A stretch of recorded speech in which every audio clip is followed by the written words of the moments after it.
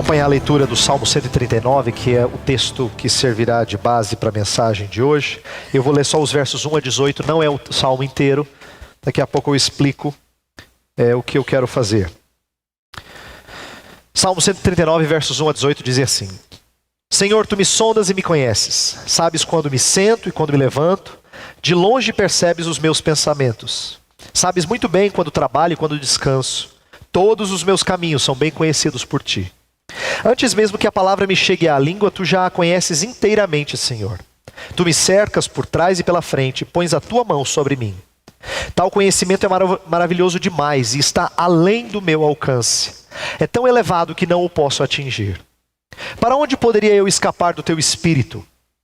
Para onde poderia fugir da tua presença? Se eu subir aos céus, lá estás. Se eu fizer a minha cama na sepultura, também lá estás. Se eu subir com as asas da alvorada e morar na extremidade do mar, mesmo ali a tua mão direita me guiará e me susterá. Mesmo que eu diga que as trevas me encobrirão e que a luz se tornará noite ao meu redor, verei que nem as trevas são escuras para ti. A noite brilhará como o dia, pois para ti as trevas são luz. Tu criaste o íntimo do meu ser e me teceste no ventre de minha mãe. Eu te louvo porque me fizeste de modo especial e admirável. Tuas obras são maravilhosas. Digo isso com convicção. Meus ossos não estavam escondidos de ti quando eu em secreto fui formado e entretecido como nas profundezas da terra. Os teus olhos me viram o meu embrião. Todos os dias determinados para mim foram escritos no teu livro antes de qualquer deles existir. Como são preciosos para mim os teus pensamentos, ó Deus. Como é grande a soma deles. Se eu os contasse, seriam mais do que os grãos de areia. Se terminasse de contá-los, eu ainda estaria contigo. O que eu gostaria de fazer hoje e domingo que vem é expor o Salmo 139 e eu resolvi dividi-lo em duas partes. Fazer uma primeira parte hoje, que cobre os 18 primeiros versos e na verdade isso é 3/4 do Salmo. E eu vou deixar os 6 últimos versos para domingo que vem. E a gente vai então fazer não uma série, mas 2 mensagens sobre o Salmo 139. Ele é muito bonito esse salmo, muito querido, então eu corro o risco de não falar muita coisa mais preciosa do que o que já está aqui. Tá? O Salmo 139 é um dos mais preciosos na Bíblia Sagrada, assim, mais queridos de muita gente. Ele tem uma linguagem poética muito bela, então eu não vou conseguir falar de maneira mais bonita do que está aqui. Isso aqui é o texto inspirado por Deus. O que eu gostaria de fazer é levar-nos a refletir sobre como esse salmo tem a ver com o que a gente acabou de aprender sobre Jonas. Não é continuação da série de Jonas, mas tem uma conexão que eu gostaria de fazer aqui. Que é o seguinte, olha só. Jonas tinha conhecimento de Deus, mas ele não conhecia muito bem a Deus. Vou repetir, Jonas tinha conhecimento de Deus, mas ele não conhecia bem a Deus. Quando eu digo que Jonas tinha conhecimento de Deus, eu quero lembrar você os momentos em que Jonas sabia muito corretamente as características de Deus, o que a gente chama de atributos divinos.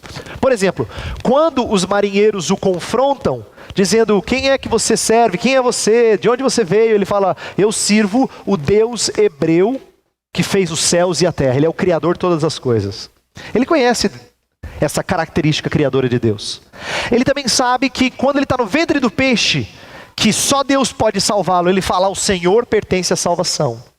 E quando ele está lá em Nínive, no capítulo 4, na verdade fora da cidade, e ele está frustrado porque Nínive foi liberta do juízo, ele fala assim: eu sei que tu és Deus clemente e compassivo. Ele sabe várias características de Deus. Ele sabe que Deus é criador, ele sabe que Deus salva, e ele sabe que Deus é clemente e compassivo. No entanto, ele não conhece a Deus. Não é curioso que ele sabe muito de Deus, mas ele não sabe Deus? Melhor usar o verbo conhece. Ele conhece muito de Deus, mas ele não conhece a Deus como deveria conhecer. Estou dizendo isso porque o Salmo 139 é exatamente o contrário. O Salmo 139 não é de alguém que foge de Deus. Pelo contrário, é de alguém que se aproxima de Deus. O conhecimento teológico de Jonas parece que lhe faz mal. O conhecimento teológico de Davi lhe faz bem. Por quê? Porque ele sabe ele sabe das implicações de Deus ser quem ele é. Jonas conhece coisas acerca de Deus, mas parece que ele não reflete em cima das implicações de quem é esse Deus. Tanto é que ele foge de Deus, ele tenta fugir de Deus no começo da história. Mas o salmista não. O salmista, ele sabe as implicações. Ele sabe como o conhecimento de Deus lhe impacta profundamente. Inclusive tem um aspecto muito bonito desse salmo que eu preciso enfatizar. Você tem que olhar para ele com esses olhos. Esse é um salmo extremamente pessoal, personalizado. Veja, eu não vou falar aqui hoje sobre como Deus é onisciente, onipresente, que são dois atributos de Deus. Deus sabe todas as coisas, Deus está presente em todo lugar, mas de uma forma impessoal. Não importa que Deus seja onisciente, tanto quanto importa que Ele me conhece. Não importa se Ele está presente em todo lugar, mas importa que Ele esteja presente comigo. Sabe por que eu estou enfatizando isso? Porque o Salmo usa o pronome na primeira pessoa do singular. Tu me sondas e me conheces, sabe, quando me assento e me levanto. Ele usa 50 vezes. No mesmo Salmo, 50 vezes ele relaciona Deus com ele. Então o conhecimento de Deus o impacta profundamente. Diferente de Jonas, o conhecimento de Deus tem um impacto tremendo.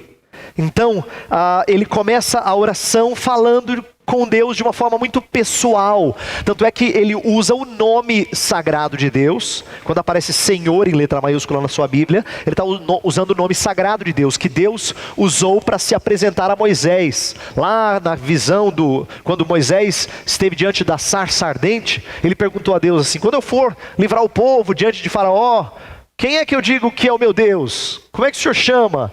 Aí ele se apresenta com esse nome de um Deus que sempre foi, sempre é e sempre será. Eu sou o que sou. E esse é o Deus de aliança, esse é o Deus que faz pacto, que entra em relacionamento de aliança com o seu povo. Interessante que durante o salmo inteiro, Davi, o escritor, não usa o nome comum para Deus. O nome comum para Deus em hebraico era Elohim. Em nenhum momento ele usa esse nome. Ele usa um nome mais pessoal de Deus. Por quê? Porque o salmista conhece a Deus.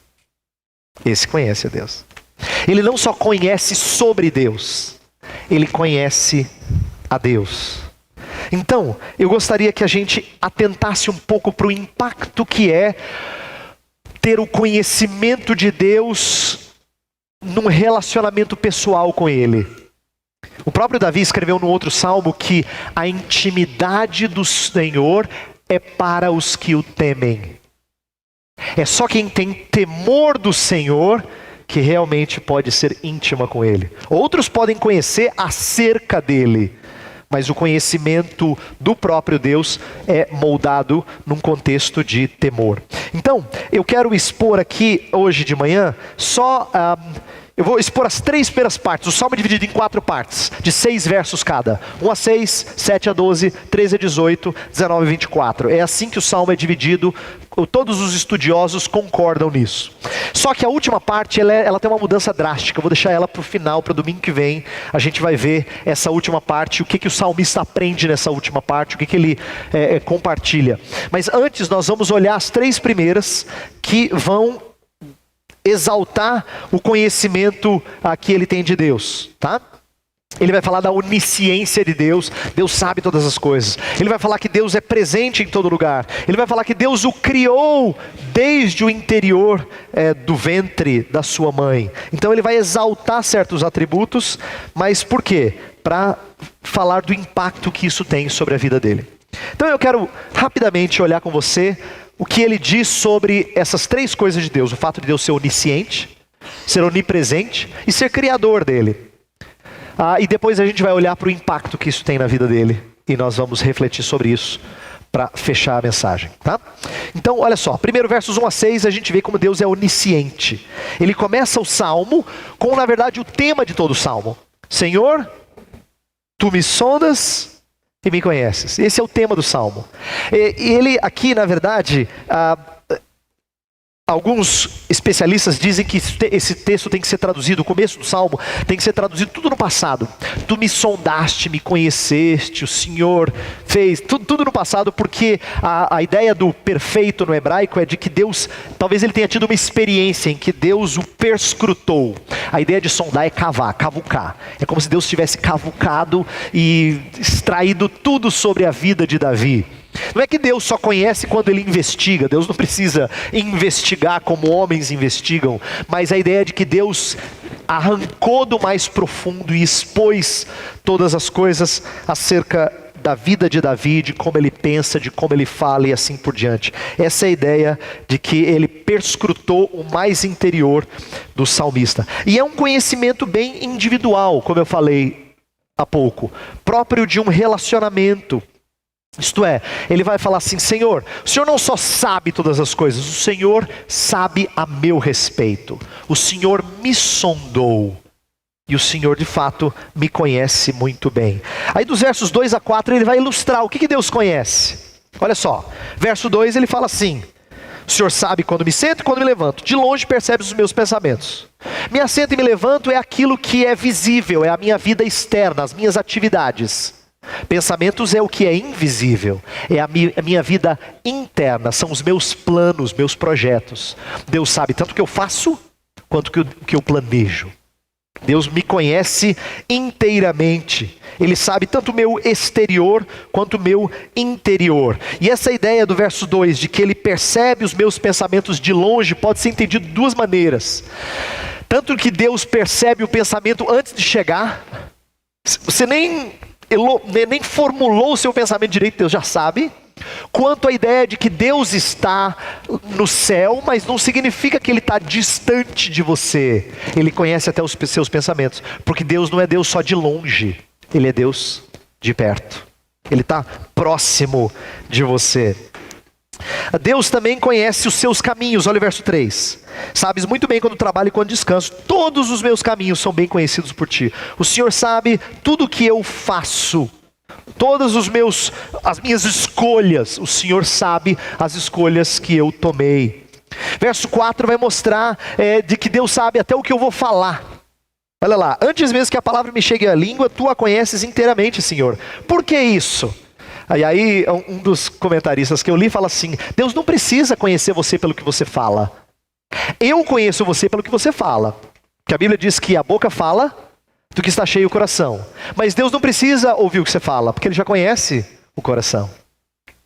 Por isso que antes que a palavra chegue na sua boca, Ele já sabe.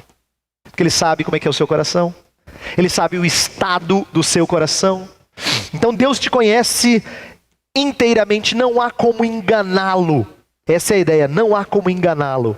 E o verso 5 vai falar da proteção de Deus. Olha só: tu me cercas por trás e pela frente e pões a tua mão sobre mim. Ele sabe que Deus sempre acompanhou, Deus sempre protegeu o seu povo, e isso é verdade acerca da vida dele. Então, o salmista, num primeiro momento, nesses primeiros 6 versos, ele vai falar de como Deus o conhece profundamente. Deus é onisciente, mas não é só que Deus sabe todas as coisas, não é uma verdade teológica assim impessoal, não, é extremamente pessoal.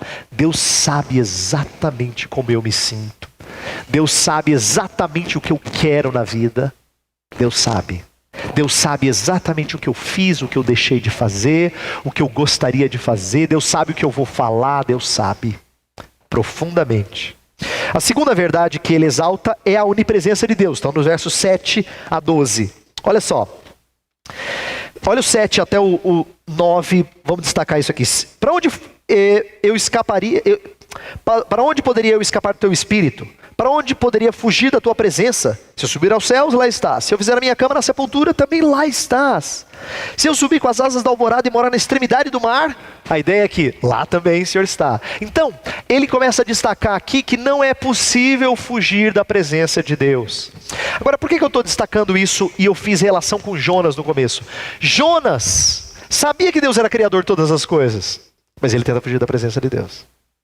Ele tenta escapar do controle de Deus. Eu disse na exposição de Jonas que Jonas queria estar indisponível para a missão.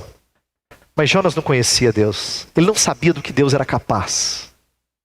Ele achou que se ele chegasse em Tarsis, ele ia falar assim, Senhor, não dá mais, né? Estou indisponível. Mas ele não sabia do que Deus era capaz. De como Deus podia reverter toda a sua história e levá-lo para o coração de Nínive. Para aquela cidade e para a mensagem que ele tinha a trazer. Agora, aqui, o salmista usa algumas linguagens muito interessantes, de que você não pode fugir, não tem altura nem profundidade do qual você possa escapar. Ele fala, se suba aos céus, lá estás. Se faça minha cama no mais profundo abismo, lá estás também. Altura, profundidade, não importa quão alto, não importa quão profundo. Ele também fala da ideia de ir para um lugar distante. Ele fala, se eu pegar, olha o verso 9. Se eu subir com as asas da alvorada e morar na extremidade do mar. A ideia é de pegar carona na luz, e a luz é veloz. E a luz atinge a extremidade do horizonte rapidinho. Se eu pegar carona na luz, eu não vou conseguir fugir da tua presença. Se eu ficar no mais extremo do mar, eu não vou conseguir fugir da tua presença. Nos versos 11 e 12, ele vai falar de um lugar escuro. Vamos tentar outra coisa. Se eu for para um lugar bem escuro, olha só. Mesmo que eu diga que as trevas me encobrirão e que a luz se tornará noite ao meu redor, verei que nem as trevas são escuras para ti. Nem as trevas. Até lá o Senhor me acha. Não é que o salmista esteja tentando fugir de Deus. Eu queria explicar isso aqui. Esse autor, Davi aqui, ele não está tentando escapar de Deus. Ele está apenas teorizando sobre se ele tentasse fugir, como seria. Ele não conseguiria. Mas aqui para ele, ele sabe que em todo tempo Deus lhe guia, ele sustenta. Para ele isso não é ruim, é bom Deus estar presente em todo lugar. Olha o verso 10. Ele fala, mesmo ali, isto é, se eu for para um lugar mais distante, mesmo ali, a tua mão direita me guiará e me susterá. Mesmo ali eu sei que o Senhor me guia e me sustenta. Ele está feliz com isso, ele não está incomodado com isso. Ele acha bom que Deus lhe guie e que Deus lhe sustente. Lembrando de um texto que tanto crianças quanto adultos devem ter ouvido várias vezes, que fala do amor de Deus que é mais alto, mais profundo, né?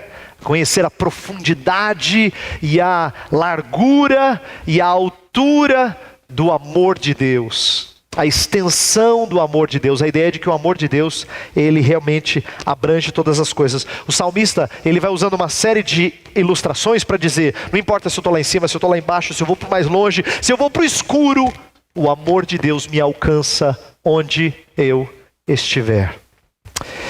Aí dos versos 13 a 18, ele fala de uma outra qualidade de Deus. Ele falou da onisciência de Deus. Deus sabe todas as coisas, inclusive me conhece. Deus está presente em todo lugar, então ele está presente comigo.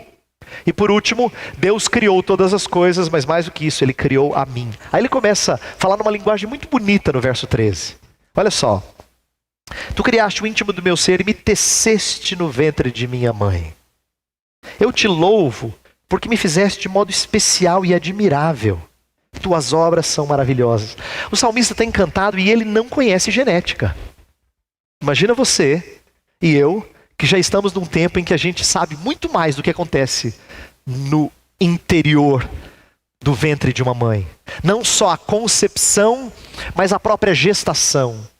A gente que já viu filme, que já viu simulações e que já experimentou isso, é algo espantoso. Davi não sabe ao certo como isso se processa, mas ele usa uma linguagem poética muito bonita. Ele fala assim, é como se Deus estivesse tecendo, como se Deus estivesse fazendo cada parte do meu ser, parte por parte. E isso é algo que o espanta, então ele fica maravilhado. Verso 15, ele fala, meus ossos não estavam escondidos de ti, quando em secreto fui formado e entretecido como nas profundezas da terra. Isto é, o Senhor fez o meu molde, os meus ossos, tudo certinho. Aí a gente começa a olhar o ultrassom de criança e fica encantado de ver tudo certinho, né? Pequenininho, mas tudo certinho, tudo perfeito. É como se Davi estivesse antecipando uma mãe e um pai olhando para o ultrassom do seu filho e ficando encantado com a forma como Deus forma isso. E ele disse assim, Senhor, eu estou encantado não só porque o Senhor fez todas as coisas, vou voltar para o meu ponto inicial. Eu estou encantado porque o Senhor me fez e cuidou de cada detalhe da minha vida. Inclusive, o verso 16, ele fala: os teus olhos viram o meu embrião, todos os dias determinados para mim foram escritos no teu livro. Todos os dias o Senhor escreveu a minha história inteira, quando nenhum dia havia ainda. Ele está encantado não só porque Deus é criador e sustentador, mas porque Deus já escreveu toda a sua história. Então deixa eu relembrar.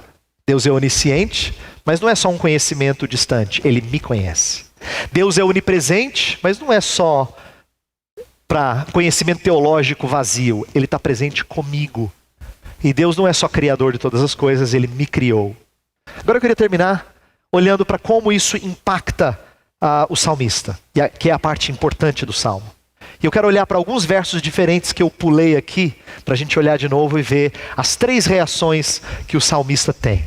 Veja só como o conhecimento de Deus deve impactá-lo. A primeira coisa que o conhecimento de Deus deve promover em alguém é a adoração. Olha o verso 6. Tal conhecimento é maravilhoso demais e está além do meu alcance. É tão elevado que não o posso atingir. O salmista, ele está boquiaberto, ele está estupefato com o conhecimento de Deus. Quando ele fala assim, o Senhor sabe todas as coisas, a palavra não me chegou à língua, o Senhor já conhece. O Senhor conhece os meus pensamentos de longe. O Senhor sabe tudo que eu faço, o Senhor sabe todas as escolhas que eu tomei, todos os caminhos. Ele está encantado com esse conhecimento. Deus não é simplesmente uma projeção melhorada dele. Não é um Deus com um monte de computador e um monte de câmera. Não. Deus sabe até as coisas que câmera nenhuma pega. Por isso que ele está encantado com esse Deus. Ele está estupefato.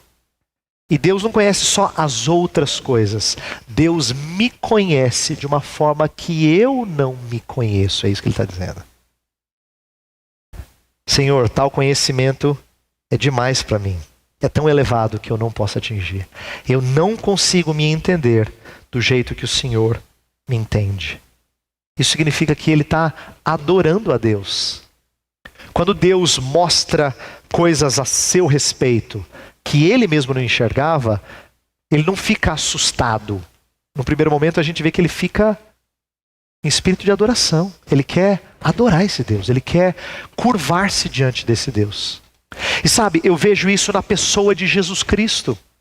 Quando Jesus mostrou saber coisas que ninguém sabia sobre alguém, ou que era desconhecida desse alguém, gerou um impacto tremendo de adoração na vida dessas pessoas. Eu quero lembrar 3 ocasiões no início do Evangelho de João. Eu só vou fazer referência, a gente não vai ler. No capítulo 1, tem uma hora quando Jesus está chamando os discípulos, que Natanael chega para Jesus e ele fala assim: eu sei, eu te vi sentado lá debaixo da árvore. Aí Natanael fala assim: como assim? Como que o senhor sabe? E aí, então o senhor é o Messias, porque o senhor sabe dessas coisas. Aí Jesus falou assim: se isso te espantou, então você vai ver muito mais ainda. Isso é pouco. Jesus fala para ele. Jesus o conhece, sabe todos os seus caminhos. Sabe quando ele se assenta, quando ele se levanta. E Natanael fica encantado com esse Jesus. Jesus o chama para ser seu discípulo, para o seguir. E ele diz uma coisa que Natanael sabia que Jesus não podia ter visto. Mas ele sabia. Ele estava presente lá. Ele fala: eu te vi assentado debaixo da árvore. No segundo capítulo, final do segundo capítulo, início do terceiro, diz que as pessoas criam em Jesus, mas ele não se entregava a elas porque ele conhecia o coração delas. Aí o capítulo 3 começa a famosa história de Nicodemos. Nicodemos chegando para Jesus, elogiando, dizendo: ô Jesus, o senhor é uma pessoa muito especial, quero estar com o senhor. O senhor é especial. Aí Jesus já inicia a conversa assim: olha, Nicodemos, vamos deixar bem limpa a coisa. Se você não começar de novo, você não tem chance. Se você não começar do zero, você não tem chance. Se você não abandonar todo o seu passado para começar de novo. Ele conhece o coração de Nicodemos. Ele sabe que Nicodemos vem com tanta bagagem judaica que ele achava que ele podia acrescentar Jesus a tudo que ele tinha. Jesus falou: não pode. Você tem que nascer de novo. E a história de Nicodemos, eu não sei se você sabe disso, no Evangelho de João, ela é belamente, quase que escondida, mas ela é revelada como se Nicodemos gradativamente se aproximasse de Jesus Cristo. Porque ele aparece mais 2 vezes no Evangelho de João. Uma vez ele defende Jesus diante do Sinédrio, e na última ele vai ajudar a sepultar Jesus Cristo. Então Nicodemos foi impactado pelo conhecimento que Deus tem do seu interior. E a última história é da mulher samaritana. Jesus fala assim: vai chamar o teu marido. Ela fala: não tenho marido. Eu falei: eu sei que você não tem. Eu sei que você já teve 5, e o 6º agora não é seu marido. Eu sei. Aí ela fala: vejo que tu és profeta. Em outras palavras, você sabe muita coisa. Você não sabe quanto eu sei. Que se você soubesse, você pediria água para mim, eu te daria água. E essa água mataria a sua sede como nenhuma outra. Jesus impacta ela de tal forma que diz a continuidade do texto que ela vai chamar as pessoas da cidade. Ela diz assim: ó, venham, esse deve ser o Cristo, porque ele sabe coisas a meu respeito, ele sabe tudo a meu respeito. Olha que interessante. 3 personagens no início de João que são impactados pelo conhecimento que Deus tem deles. Cristo os conhece profundamente. E ao invés de se afastarem de Cristo e terem medo, eles são aproximados de Cristo, atraídos para junto de Cristo. Todas as vezes que a gente percebe Deus revelando quem nós somos, a gente deveria responder em adoração. A gente deveria dizer assim: Senhor, eu preciso me aproximar do Senhor. O Senhor sabe mais a meu respeito do que eu sei a meu respeito. Eu preciso ouvir algumas coisas que o Senhor sabe acerca de mim. A segunda reação do salmista que eu quero destacar é que ele confia em Deus. Ele confia em Deus. No verso 5 ele fala que Deus o cerca por trás e pela frente, a ideia de proteção. Mas olha o verso 10, ele fala: em qualquer lugar que o Senhor estiver, mesmo ali, a tua mão direita me guiará e me susterá. A ideia de Deus estar presente em todo lugar, de Deus conhecê-lo profundamente, não gera medo, mas gera confiança. Confiança. Ele sabe que Deus presente com ele é coisa boa, não é coisa ruim. E ele é encorajado a descansar. Ele tem confiança em Deus.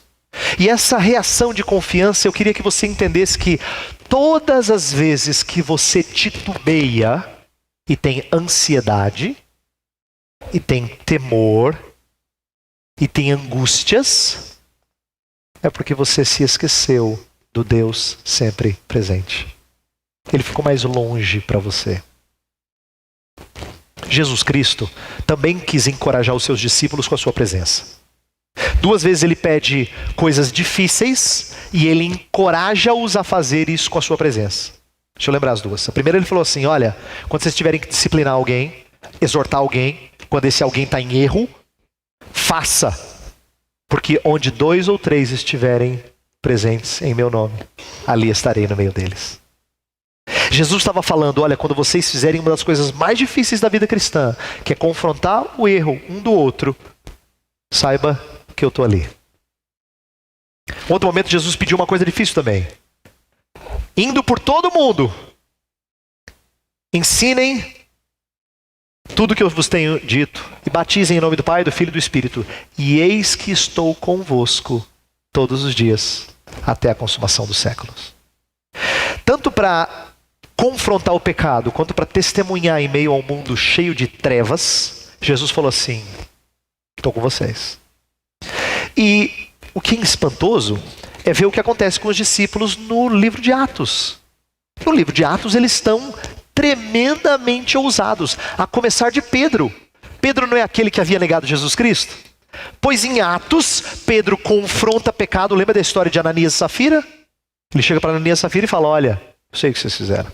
Vocês mentiram para Deus. Não foi para mim, não. Ele confronta pecado.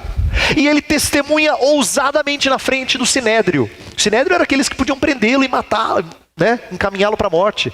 Mas ele, cheio do Espírito Santo, diz: importa obedecer a Deus do que os homens. Então, Pedro foi muito impactado com a presença de Deus. Isso gerou confiança nele. Deveria gerar confiança em você também. Deveria fazer você destemido. Por último, conhecimento de Deus, conhecer quem é Deus, tem que despertar, e a presença de Deus tem que despertar conforto. O verso 16 do nosso texto fala: os teus olhos viram o meu embrião, todos os dias estavam determinados. Ele sabe que Deus tem controle sobre toda a sua vida. Mas olha o 17 e o 18, que bonito. Como são preciosos para mim os teus pensamentos, ó Deus. Como é grande a soma deles. Se eu os contasse, seriam mais do que os grãos de areia. Se terminasse de contá-los, eu ainda estaria contigo. A ideia, eu acho que a tradução aqui não está muito boa, mas ela pega uma parte do sentido. Alguns comentaristas dizem que esse verso 18 é difícil de traduzir, mas é mais ou menos assim o sentido. É muito difícil contar os pensamentos de Deus. O quanto Deus sabe. Se eu tentasse contar, seria igual contar a ovelhinha quando eu estou tentando dormir. E eu não chego no final. E eu caio no sono. A ideia é que se eu tentasse contar, eu não chegaria ao fim. Eles são numerosos demais. Mas se eu acordasse, ainda assim o Senhor estaria comigo. A ideia é de que eu posso tentar entender Deus o máximo possível. Isso não vai me afastar de Deus. Isso vai só me aproximar dele. Quando eu acordar, eu saberia que tu estás comigo. Esse é o sentido do verso 18. Ele está confortado com o fato de conhecer a Deus. Isso traz conforto para ele, descanso para ele. Então eu queria terminar dizendo o seguinte. Jonas foi um personagem que conhecia sobre Deus. Você, aqui na igreja, está aprendendo algumas coisas sobre Deus. Mas pouca valia vai ter se você não conhecer a Deus. E tem momentos em que o conhecimento de Deus fica mais vívido para nós. Foi isso que o salmista fez quando ele escreveu o Salmo 139. Ficou mais vívido para ele. É um conhecimento experimental, a gente diz. É quando ele sabe que isso afeta a vida dele. Deus não só sabe todas as coisas, Ele me conhece. Deus não só está presente em todo lugar, Ele está presente comigo. Deus não está só, não criou todas as coisas, Ele me formou desde o ventre da minha mãe. Isso impacta o salmista profundamente. Eu queria que você pensasse sobre tudo que você tem aprendido aqui e pedisse a Deus que isso não fosse só conhecimento sobre Ele, que fosse conhecimento dEle. Você não está lendo uma ficha de Deus.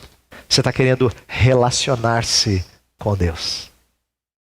Eu espero que o conhecimento de Deus seja não só sobre Ele, mas de estar em relacionamento íntimo e especial com esse Deus. Eu vou pedir que tudo que a gente tem aprendido aqui, eu sei que a gente tem aprendido coisas diferentes, ela não seja só conhecimento frio, vazio que às vezes é. Eu posso perguntar a alguns de vocês, sabe o que é Deus ser onisciente? Você vai me dizer, sim, pastor, eu sei. Sabe o que significa Deus ser onipresente? Claro que eu sei. Você sabe o que significa Deus ser criador de todas as coisas? Sim. Mas pode ser que você não saiba o que isso significa para você. O impacto que isso tem sobre a sua vida. O salmista sabia. Por isso que ele escreveu a poesia. Por isso que ele escreveu. Eu queria pedir a Deus que esse conhecimento de Deus impactasse você. Feche os seus olhos. Deus, sabemos que o Senhor é onisciente, onipresente e criador. Tua palavra fala disso abundantemente. Mas nós não queremos que esse conhecimento seja frio. Queremos conhecer-te por intermédio da pessoa de Jesus. Aqueles que conheceram a Jesus de verdade ficaram admirados com o seu conhecimento, adoraram a Ele.